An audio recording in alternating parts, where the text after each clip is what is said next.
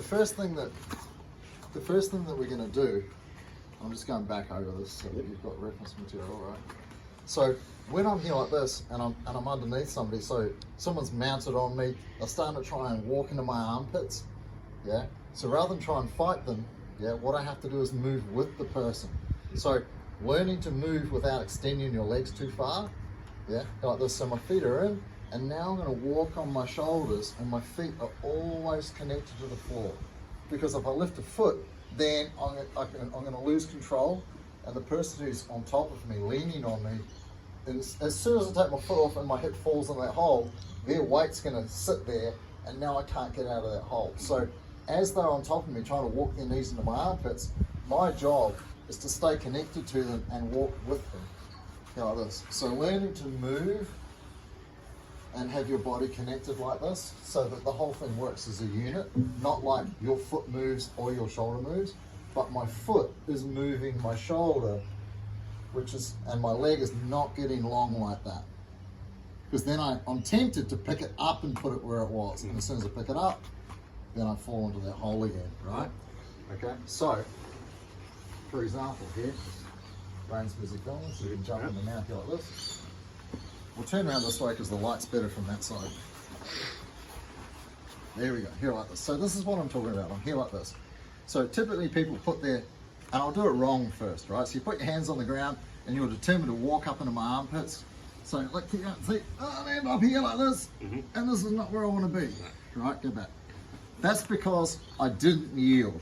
It's because I tried to fight you and you had superior leverage. You're bigger, stronger, in a bigger position, more powerful position, and your body's fighting essentially just my arms. Because I was trying to fight you with my arms, right? So the main principle in Jiu-Jitsu is more versus less. And you're doing that. You're more against less, which is just my arms. So if I need to survive where I am, here like this, then what I need to do is to work with you, not to fight you. Because I'm in survival mode here, so I can't fight you, right? So if you do the same thing, and I just move with you, there's no fight. So trying to choose when do I give up, when do I fight, and when do I work with you, because there are three options, right? Then I've got to decide in Jiu-Jitsu, in the role, whatever's happening in the fight, which do I employ? Do I make a frame that says, no, you're not going, so you come forwards? And I'm like, no, you're not going anywhere. I've locked myself down and you are not moving me. Yeah, right? So that's resistance. No, I'm not going. The one I just did is working with you. Yielding would be you walk forwards and I let you do that so I can put my feet in your armpits. Right? Okay, so I've got, it's just like training dogs, right? They fight, flight, or run away. Oh, fight, fright, or flee, or freeze. You've got three things, and humans are the same. So you can either fight the person, like you're not going anywhere, 100% resistance to prevent them, like a frame. Well, it depends on the scenario.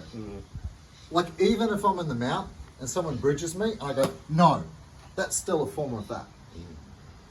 Yeah? Or you go with it and take them on top. Or as they go to bridge, I could let them turn. That would be yielding. Yeah? Or that would be working with them.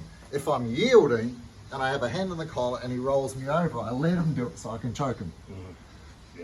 Right? So even doing something like that, that would be an example of those three scenarios. So trying to choose which to do is tricky and takes experience, right? Okay, so that's a little solo drill you can do at home. And that, I mean, like I said earlier, the solo drills that we do at the start of class, at the majority of academies, they're just used to warm up your body. And like, it's literally just to raise the temperature of your body. But in reality, what they were designed for was when somebody comes to the class, regardless of their experience level, but let's say especially beginners, getting them to interact with somebody else is tricky. I don't know who this guy is, maybe he smells funny, you know, like maybe he's got a weird nervous twitch that makes me kind of weird, right? Whatever it is, as soon as you start interacting with somebody, you start paying a lot of attention to them. Yeah? Like if we're doing this drill, for example, someone mounted on me, all of a sudden it's more complicated. So you're not going to get to control somebody else if you can't control yourself first. So at the start of class, here's a chance for you to do a solo drill to focus on you. How am I moving? So whether it's this exercise and where I'm just focused on me, you can close your eyes and you can learn to get it right so that later when you're interacting with somebody during a drill, then you can do the drill correctly. And then after the drilling, if you're fighting, then hopefully during the fight, you'll do that correctly because you established that movement pattern right at the start of class. If we're just in a hurry to go up the mat just to warm my body up, then my brain's learnt nothing. And then when I go into the drill with my partner, I'm acting spazzy, and then when I fight, I'm going to fight spazzy. Yeah, and then the coach is going to come. You're going to come to me and go, "Hey, coach, how do I improve?" I'm like, "Wow." And then I'll go back and show you that properly. Well, why not do it right at the start? 6 months. Yeah, so like, don't be in a race to go up the mat. This is your chance to learn about your own body and to like, because you've been at work all day, arguing with the wife, arguing with the boss, trying to do stuff, whether you're digging holes or working on computers, your brain's been doing that all day. It hasn't been thinking about how your body's moving. Then you come to class, you get changed, you're like, okay, forget about all the stress, focus on jiu-jitsu. And this, being able to do that rather than just being a physical drill and you could still be in that anxious state from work, this helps you break that because now it requires concentration. And the concentration on your own body forces you to forget about what was happening in the day beforehand. That's one of the reasons people love jiu-jitsu. When someone's trying to choke you, you can't think about your boss or your wife, unless it's you doing the choking, right? So that's one solo drill that has a practical application that we do at the start of class. But that's kind of the continuation of it. You do it solo, so you can figure out the drill, learn how to move your body correctly. Then you'll take that to do the drill with your partner. And then hopefully when you're fighting, that will come out as well. Yeah, nice steps, right? The next thing is doing hip outs correctly, right? So